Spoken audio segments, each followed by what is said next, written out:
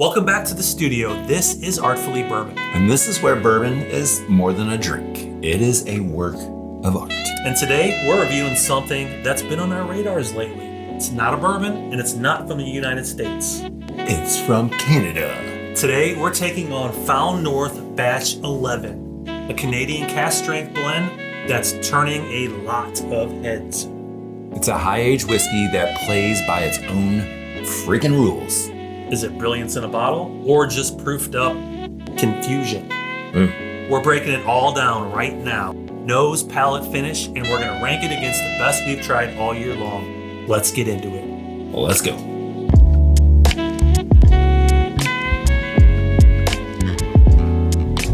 We score each pour on aroma and taste only. No hype, no price tags, no packaging points. We're looking for balance, depth, finish, and flavor that tells a story. And at the end, we'll drop it into the Artfully Bourbon rankings to see where it stacks up among this year's best. And if you find this episode interesting or helpful, please make sure to hit that subscribe button so you don't miss future episodes. Oh, and make sure you hit that like button while you're at it. Do it. All right, well, thanks for the pour, Scott. You're welcome.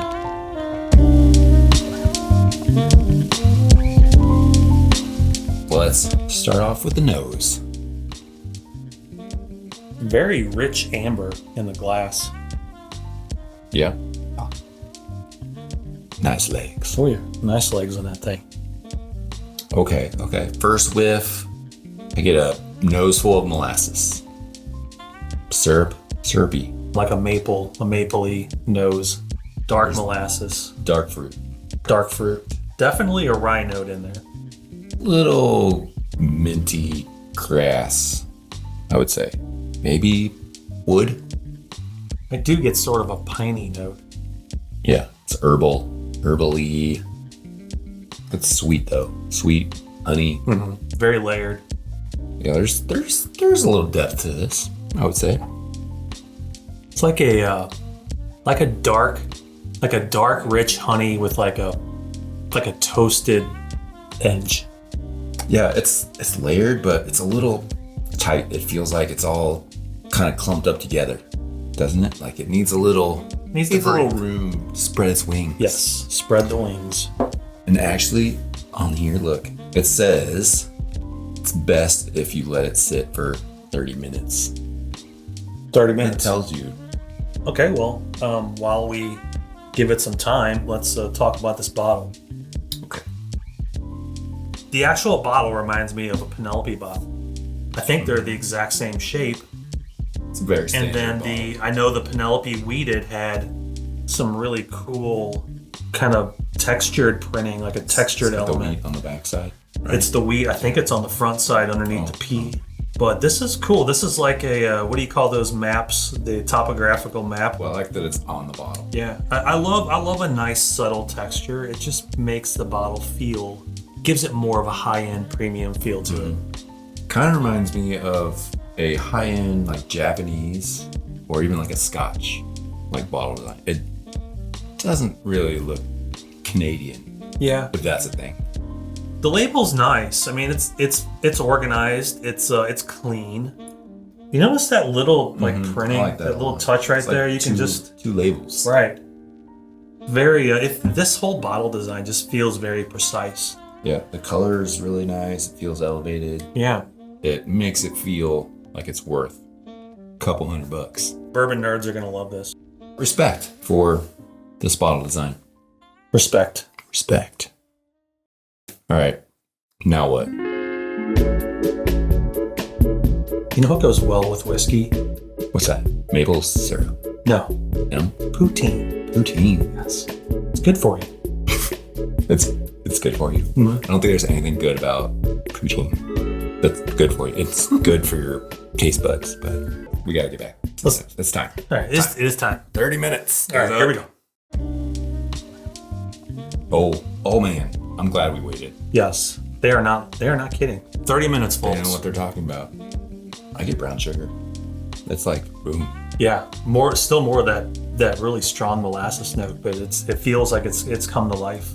Mm-hmm. Ooh, there's like more depth now. Yeah, it's intense. Yeah. You get like raisins, or what are the bigger dates? Dates. Yeah. Oh, I can get that. Now that you say it, I didn't before, but yes, like it's kind of a dried fruit. Yeah. Sweet candied fruit, maybe. Yeah. A buttery toffee. Dates and tea. Sweet candy tea. Kind of creamy. Did you get corn? This has a lot of corn in it. I really, it's not the first note that comes to mind. I don't know. It almost smells like it's more on the rye end of things than corn. All right, I think it's time. Fine, let's taste it. Cheers. Cheers.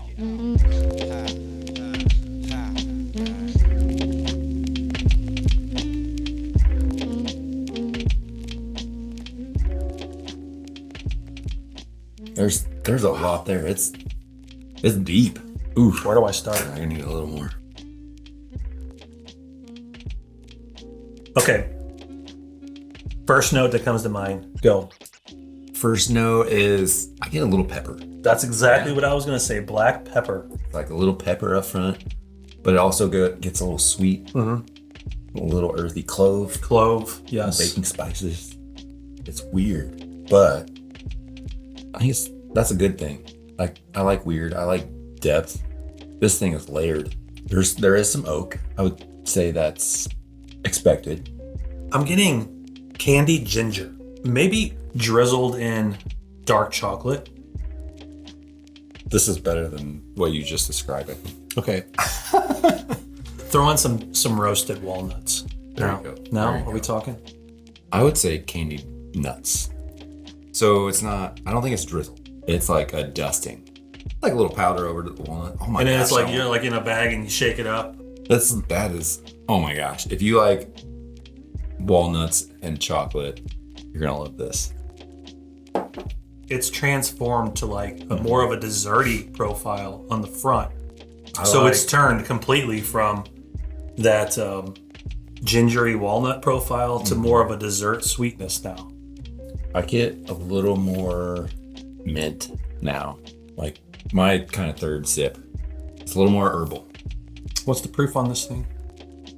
64.9, so 129.8. Do you think it drinks that high? 129.8? If I had to guess, just based off of that last sip, I would say it's 110. I was thinking more like a 118 to 120. 150. It's got a nice hug. It's got a But nice finish. it's not hot. No, it's not. It's not going to blow you away. No. That's why I think it's a little less, but Right. that's a nice proof. Like you're going to get good proof. This is something to really sip and enjoy. Yes, for sure. Let's get into some bottle stats here. Speaking of proof, let's take a look at the details. Okay. What makes this thing so freaking wild? So we've got a batch 11 aged 18 years. Now that's going to be the minimum. Yes. That's what they put on the label. But we do know from the back, we've got 18-year corn, 20-year corn, 23-year corn, 24-year corn, and 19-year rye. So and there's actually, I think, 6 corn variants. Yeah. Because some of them are in new barrels, some of them are in bourbon barrels. Bourbon barrels, yes. And then there's 2 different ryes, I believe, but they're both 19 years old. Okay. And one thing I want to say, it doesn't say on here, but I believe this includes their Peregrine. The grain, overall, including all the blends, it is 91% corn, 8% rye, and 1% malted barley. I think it's like the perfect blend. Like they did a good job. It's not overly corn. It's not overly rye. Mm-hmm. Like you get both. You can tell like the front's corn sweetness. Yeah. You get a little spice and heat on the finish from the rye. So Found North was founded by a couple of brothers, the Taylors. Were they brothers? I think they're Taylor brothers. Taylor, Zach, and Nick. Yeah. From my understanding, they kind of built this brand around, transparency, which is awesome. I mean, that's kind of what everybody's looking for nowadays. Transparency and bold cast strength blending. Nick and Zach, the founders of Found North, believe sharing is the best part of whiskey, and so do we. That is why we are giving away samples. So join our social club on Patreon for your chance to try this before you buy. You'll get bonus content and more for less than a bourbon pour at your local whiskey bar. All right, this is a thinker's pour. Every sip hits in a new way. Would you agree? Yes, absolutely. And one other thing I noticed on the back, they recommend adding water to this. Really? Yeah. Like, well, they must be really, really sure of it if they're putting it on their bottle. I guess. You want to try it? I kind of feel like we need to try that. All right, let's do it. 1, 2, 3, 4. That's it. All right, let's dive in. Get into this thing. Is it better? Is it going to be better? I think the nose is more subdued. Like it still has flavor. It still smells layered. Molasses, oak, candy. It's just like it's just more level. And try it.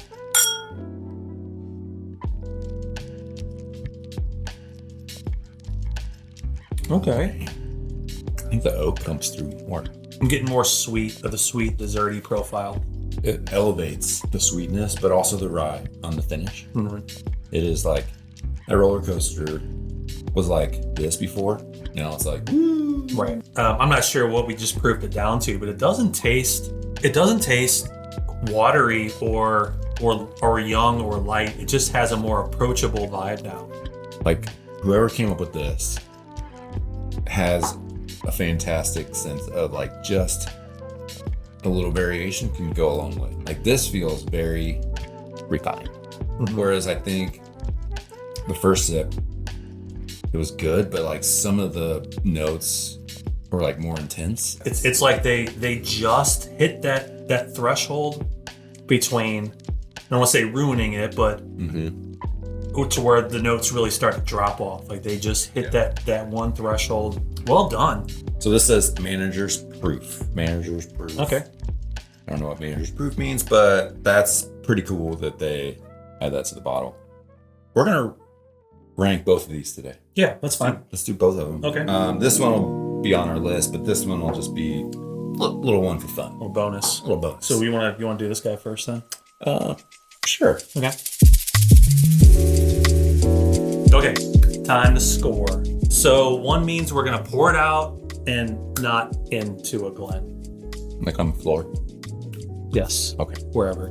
10 means we're gonna hunt down a second bottle, maybe even a third, and we're going to hoard every bottle that we find from here on out.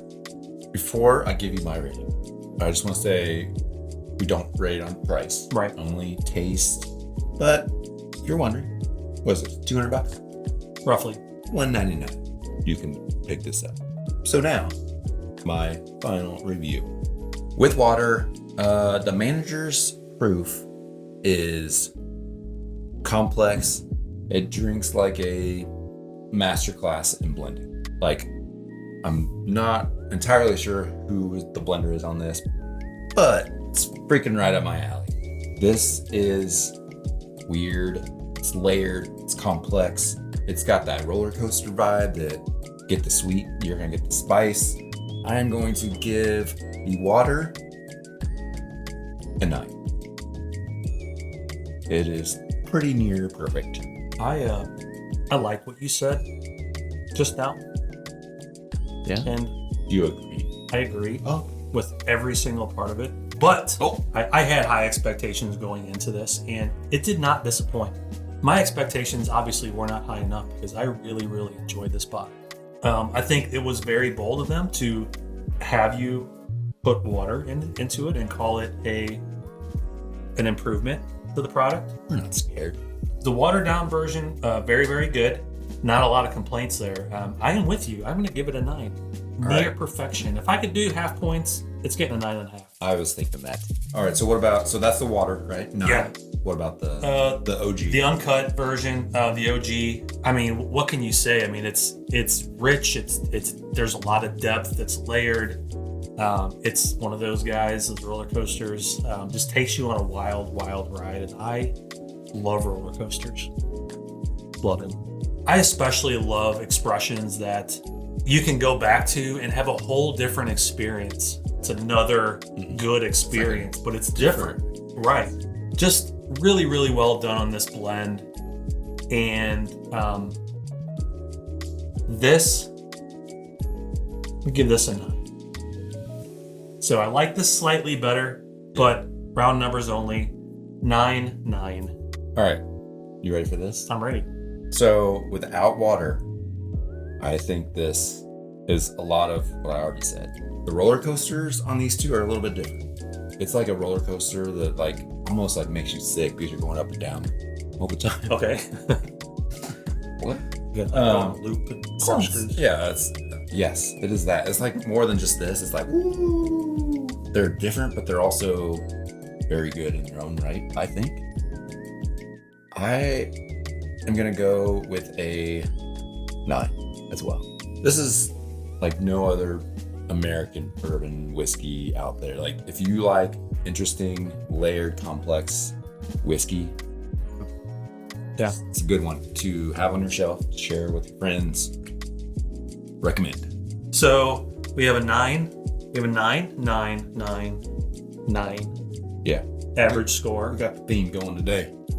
A 9. Okay, let's plug it into the Artfully Bourbon rankings. Roll them.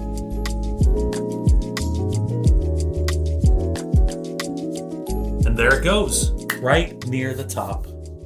Bound North didn't just show up on our bar today. Nope. They made a statement. Now go find some poutine. Oh, yeah. Right after this. Is it bourbon? No. Is it bold? Is it cask strength? Is it whiskey that bourbon lovers will love and want to chase down? This is not a gimmick. This is what happens when blending, age, and proof come together with a vision. If you're hunting for something outside the Kentucky box, this is worth your time and probably money. Well, that's it. Thank you for watching. If this review helped you out, give us a like and a subscribe. And if you want early access to other reviews, blind tastings, and sample giveaways, join the Artfully Bourbon Social Club over on Patreon. There's a link just for you in the description. Cheers to bold blends, rare finds, and the sharing. Until next time, enjoy responsibly. Peace.